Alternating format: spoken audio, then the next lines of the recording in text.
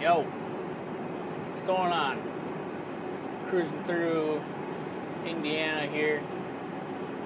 Gonna deliver this load tomorrow. And just got done watching. You know what I'm saying.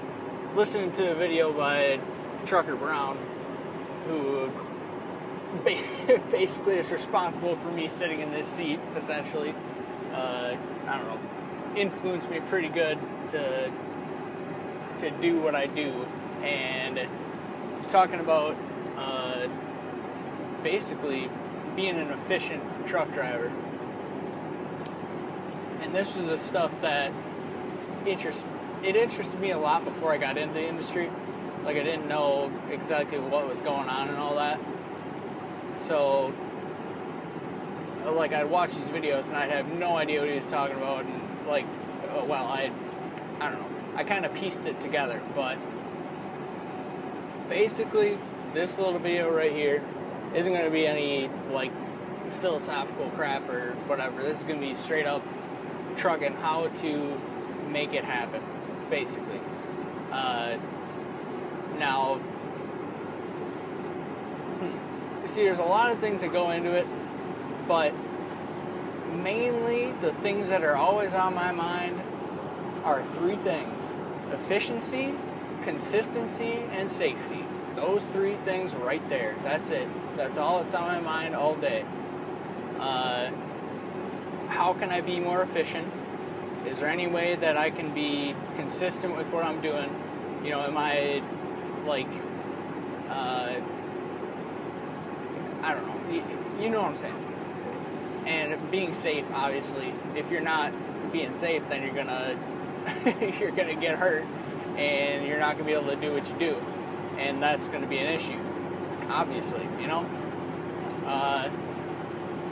He's talking about, like, running electronic logs and how to make it work best for you, and that is important to figure out how to properly work a logbook. And I don't mean like just punching the buttons and stuff like that. I mean like how you operate your day, and you know, how you sleep. Like all this stuff goes into how well your day went, and how well your day went plays into how well your week went, and how well your week went goes into how well your year went. And like, all of those things add up. To me, every single hour that I'm out here is very important. Like, even if it's just something stupid. Like, prime example of this. Today, I had this load that I'm on right now.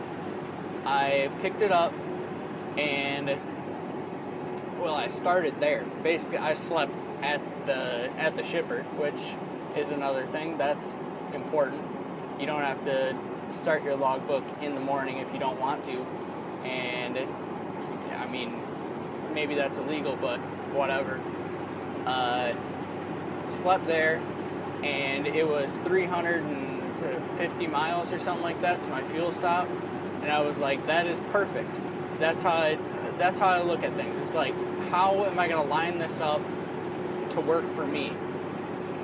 And the reason why that is perfect, that 350 miles or whatever it was, is I get down the road about 25 miles or whatever. I'll stop for a safety check. Apparently that's like required by the company or whatever, but it makes sense. You know what I mean? Like, you go down the road a little bit, stuff is shaking around, getting settled in, and then you check it, and in theory you should be good for like the rest of the trip, but you make safety checks again and all that. We're talking flatbed here, obviously. And make that stop at 25 miles. And then you got 3 hours, 2 3-hour intervals that is required by, you know, FMCSA, or maybe it's DOT, I don't even know. I read it in a book somewhere. Basically, you have to stop every 150 miles or 3 hours. I think it's whichever comes first, technically speaking, but I just run it off for 3 hours. And usually I can get like 170, 180 miles out of 3 hours typically if I'm on an interstate or, you know, a pretty reasonable back road. So the reason why I looked at that as perfect is because those 2-3 hour intervals with the safety check, that leads me right up to my 30-minute break. So every 8 hours you have to take a 30-minute break. We know this. So while I'm getting my fuel, I can do my 30-minute break, essentially. I do the safety check, mark myself as fueling, give that some time, and then boom, sleeper berth on my 30-minute break. And then I got, you know, I could, in theory, go and sleep at the consignee tonight if I wanted to. And that is also kind of another thing, like I was saying about sleeping at the shipper, is you don't have to start your clock in the morning if you don't want to. Which, that's another way to improve efficiency. It's a little illegal, but if you want to do it, go ahead.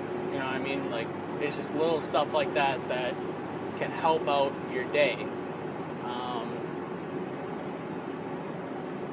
But yeah, that is what is always on my mind constantly throughout the day. There's not a moment wasted if I can't help it. I mean, I'm not perfect. I'm not going to say that.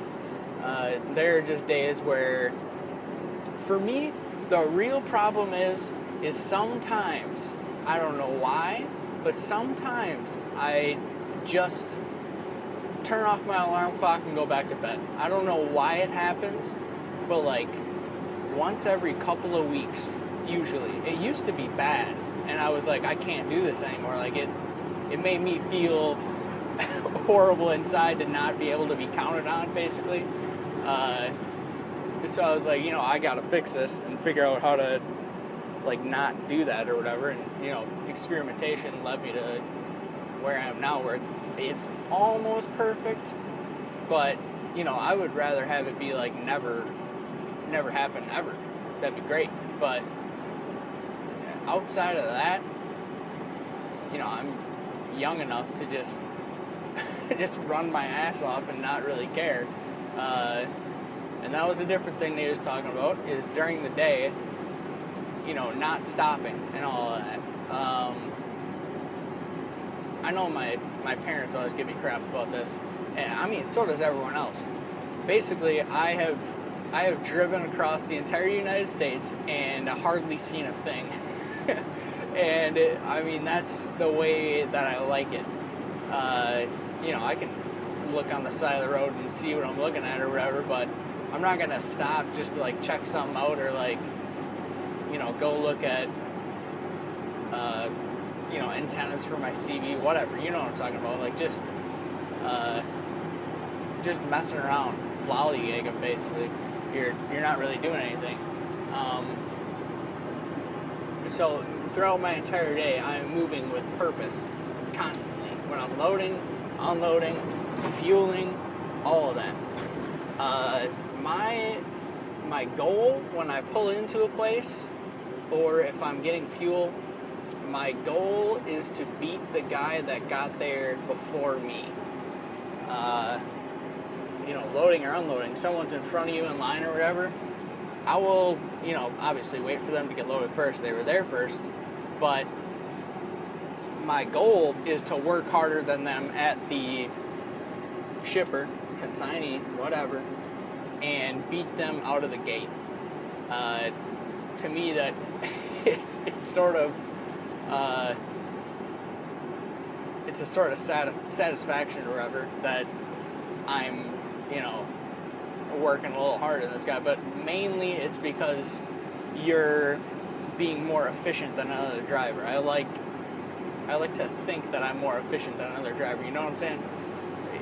I don't know, all of this stuff. Basically, pull into the fuel island, and the guy that's already fueling his tanks, I want to try and beat him out of the fuel island and back onto the road.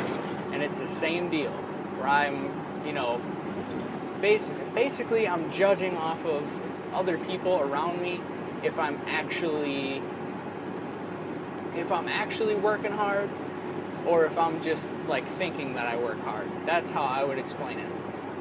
I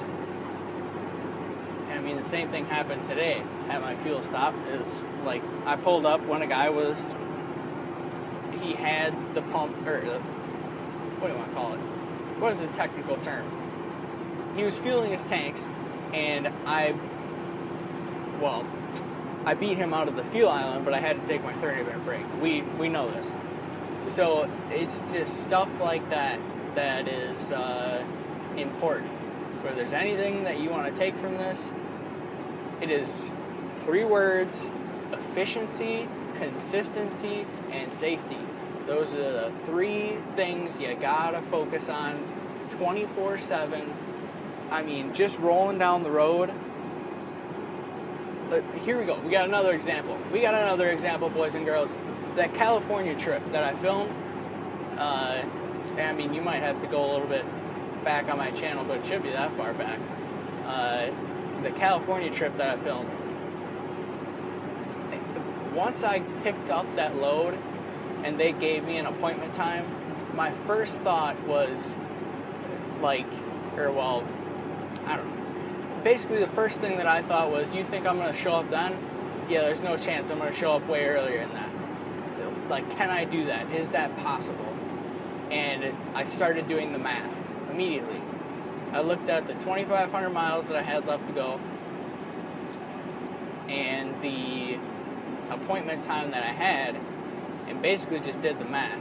Like, okay, if I, drive this long that day, that night, blah, blah, blah, down the line, can I beat this appointment time? That is also another thing that I do is, can I beat my dispatcher's appointment time?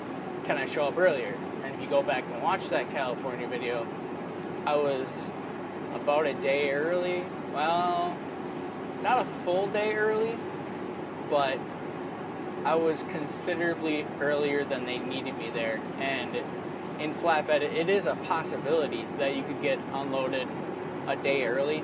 It's not like van and reefer and, I don't know anything else about trucking besides flatbed, but I know that they have like set appointments where you can't show up before, whatever time, which that sucks, but it ain't my life. I don't know. So yeah, I called them and they weren't able to take me, but, I called them. Basically, the whole trip, I was setting up to be a little more efficient. The whole dang trip. Show up a day early and, leave that opportunity for some more mileage to come out of that week. Like, just for nothing. If I just wanted to lollygag that whole week, I could have made it there perfectly fine, and I wouldn't have had to shut down at like 1 o'clock in the afternoon local time or whatever it was. I can't remember. It was something ridiculous, but I wouldn't have had to do that. I would have been in just take it easy 500-mile days and show up on time. But I created the opportunity just in case, because it has happened and it will continue to happen where I show up early and someone's there to unload me. Like, it just happens. It happens all the dang time. All the dang time. What else? There's got to be something else in here. I don't know. Tips to stay in the seat. Like, I mean, I've never heard anyone else say this, but I know on Trucker Brown's channel, he always says that, like, he always heard older drivers saying the best way to make money is to keep the left door shut. And I haven't heard this personally, but I can tell you for a fact that it's true. If you are stopping all the time, like, depends what division you're in, but like how I said with flatbed, you have to stop every 3 hours, so like, what are you gonna do? But if you want to stop, like if you're a van or reefer driver, tanker driver, whatever, and you're stopping like every couple of hours just to like whatever, Like, it just doesn't make any sense, because you're like, you stop, and then you're sitting, like, you have to get off the highway, go into the truck stop, do whatever, find a spot, and then you're, doing whatever you want to do, and then you come back, and then you're going again. And how long does that take? Like 20 minutes? Something like that, right? Like, you're almost at a 30-minute break, just for no reason at all. Like, it doesn't make much sense, because you're kind of moving your appointment time back, or like your ETA, you're moving your ETA back by 20 minutes every time you do that. And if it's a long load, like if you would have done that on my California trip, like you might not have even made the appointment time, you know what I mean? Like, it just would have added up so fast that it would have been horrible, you know what I mean? Like, it just would have been like multiple hours that you just wasted, essentially. I don't know. I always get crap for that. Like, you gotta stop and smell the roses, and it's like, nah, I'm not out here to smell the roses so much. It's cool if I see something cool, but I'm not gonna stop to just look around. I don't know. That's just the way that I think about it. What else? There has to be something that I'm missing. Actually, I guess this is long enough. You know what I'm saying.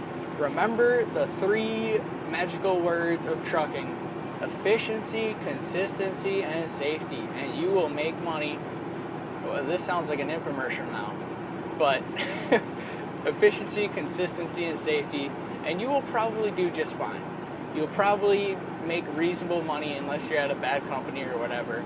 You'll probably do just fine. So yeah, I guess I'll get the heck out of here and enjoy looking at the night. At least there's no cars, you know what I mean? Gotta look at the positive side. Alright, so catch you on the next one. Bye-bye.